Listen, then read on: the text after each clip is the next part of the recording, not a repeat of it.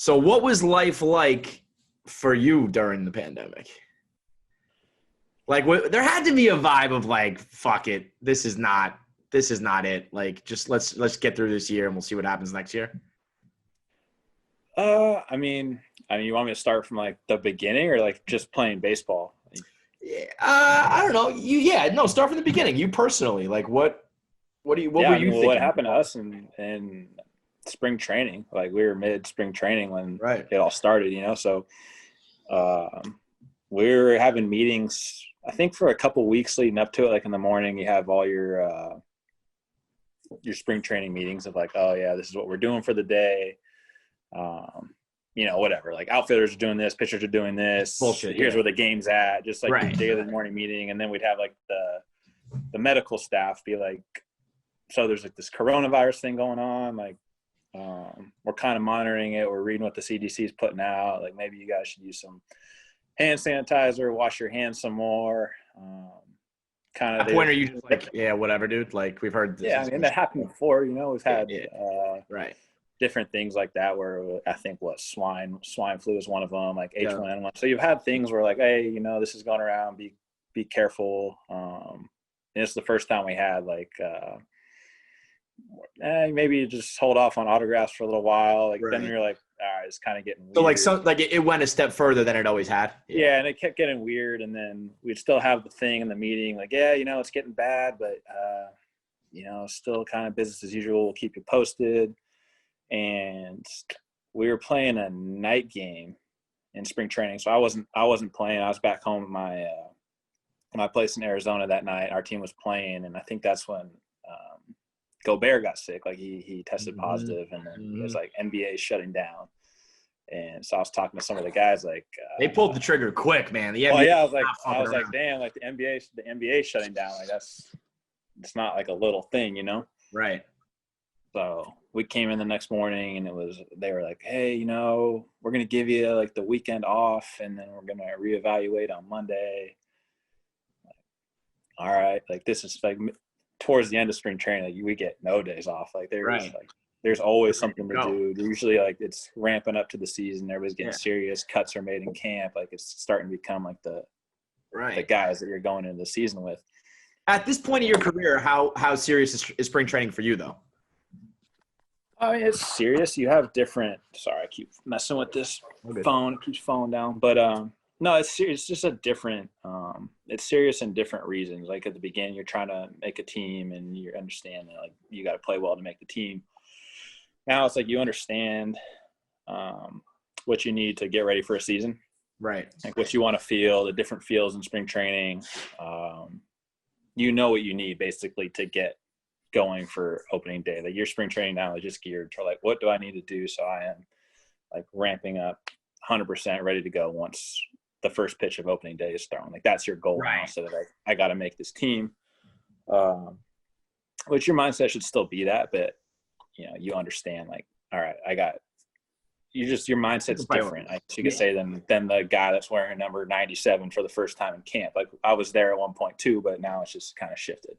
Right.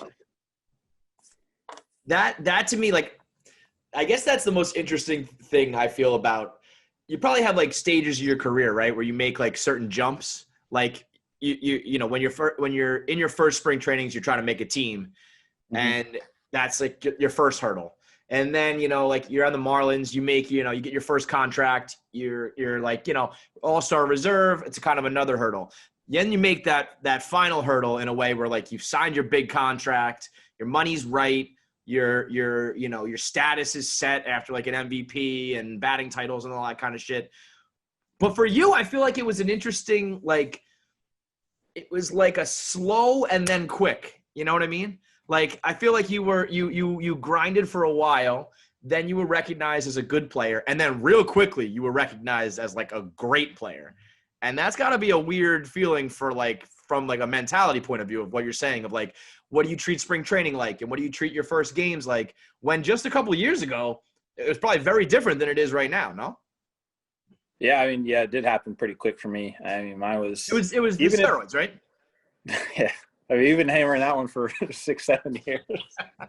I'll never stop. Never gonna stop. Well, it was you, and then it was Big Cat PFT before the home run derby that I never got to do, but that's a whole different story. But no, what we're saying. There's a whole different reason for that. Yeah, they had a whole different rooting interest in that one, but that's for another day. But you know what I mean? Like, so you had signs. If you're talking about money, you went from like 40 something over 5, 6, 7 years to, a $200 million deal. If you're talking about statistics, you went from like a nice player to like 30-30 batting titles, MVP. I mean, it was a very drastic change, but how are you supposed to change like as a person like that? Like you went from a relatively normal guy to a fucking superstar in a matter of probably like 24 months, something like that. I mean, it went from like, it happened in 2 months, really. Really? Would you break it down that much? It was from, I mean, the 2018 All-Star break, which is July, Right. And then mid-July, not even the beginning. You just went off after that All-Star. So mid-July through September, like my life in July 1st and October 1st were pretty.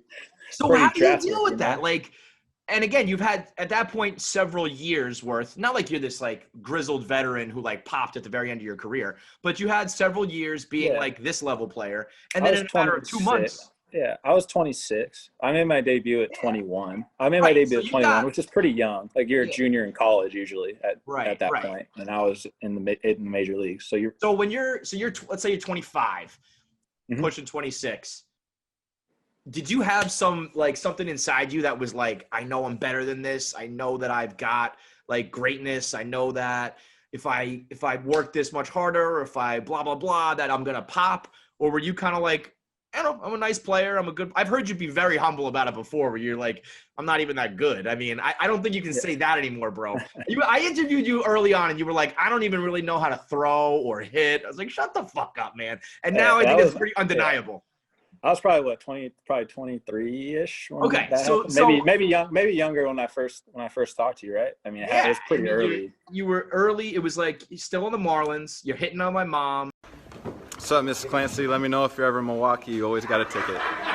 You're talking shit to me on Twitter. Chick's got the sign with the butt emoji, the whole nine, and you were like, first off, you were talking shit to me on Twitter way before I was talking shit to you. So let's clear that. That's what I do for a living, okay? I got it. I mean, that's a pretty common theme. I think Twitter is basically invented for talking shit to athletes. Yeah, so, I'm a Mets fan. You're in my division. Like, this is how I put food on my table, all right? Right. So, but yeah, at that point in your career, you literally had said to me, like, I don't even really know why I'm like in the league. I can't throw. I'm not that. Yeah, I mean, I wasn't serious about that. Like, of course not.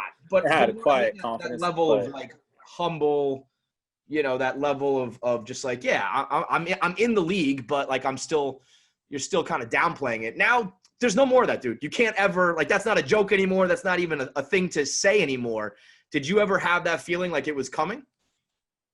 I mean, I feel like I always knew I could do it. I would do it in stretches. Like I could do it for a week or 2 weeks. And like, I knew it was in me. Like I knew I was capable of being a much better player than I was. And I was a pretty good player. Like to be an everyday player in the major leagues and to have success like that shit is hard. Absolutely. Like, if you never pop, I'm not saying that you're not saying that. I'm just like giving context. So like if you can play every day in the major leagues and you can hit 280 with around 20 homers and driving 80 runs, like that's pretty good. Like there's not a lot of guys that can do that, You're in the top 0.0001% of people who have like ever fucking lived, no doubt. Yeah. But you've had that feeling of like, if I put it all together, I can be something truly special. Yeah, and I think I was still learning. Like I told you, I got in the league when I was 21. If I went to college, I would have been playing college baseball still as a junior year. I wouldn't have even been drafted yet. So right. I was fortunate in a sense to where I got in the league pretty early and kind of got to learn on the job just to kind of where I was, like being in the Marlins system and being in that organization is a blessing because you get to play in the major leagues at a really young age and learn on the job, where if you're in the organization where the team's trying to win a World Series that year or something like that, then you don't necessarily get the same experience or the same leash. Like you don't get to fail as much, or you're put in different situations and you need to produce now because the team needs to win now, and the GM needs to win now, and the coach needs to win now. Like you don't have as much of a leeway like that. And I got to learn and fail and go through ups and downs in the big leagues and learn about myself. So in that regard, like, I feel like sometimes you think of in any sport, like I'm going through with the Jets right now with Trevor Lawrence and shit like that, where people are like, oh, you don't want to be on that team. You don't want to be in that organization. And the Marlins is kind of one of them because they had a lot of unrest and a lot of money issues and all that shit. But from your point of view, like you were able to just slide in and like learn on the job probably more so than any other organization. Yeah. I think it depends on where you're at in your career as a player. Like if you're a veteran guy that has 1 or 2 years left in the league, like you don't want to be on the Jets. Like you don't want to be. But if you're a rookie that's trying to prove that you can play in the NFL or that you can do something on the football field, then that's a great place to be. Like if you're, I don't know, a receiver on the Chiefs, or a young receiver on the, it's like, well, like you're not really you might be able to play in the league, but you might not get to show that because of the guys that are in front of you. It's like a lot of succeeding in professional sports, or it's easier for me to talk about baseball because I don't know how it works as well. No, of course, yeah. In sports, but like in baseball, like, a lot of it is you need an opportunity, and when you get your opportunity, you need to take advantage of it and do well. And it's just harder to get an opportunity some places just because of, not because you're not a good player, just because of your situation of who's in front of you or what's going on with the team and the organization. And for me, like being on the Marlins was a blessing in disguise at the time. We lost a lot of games.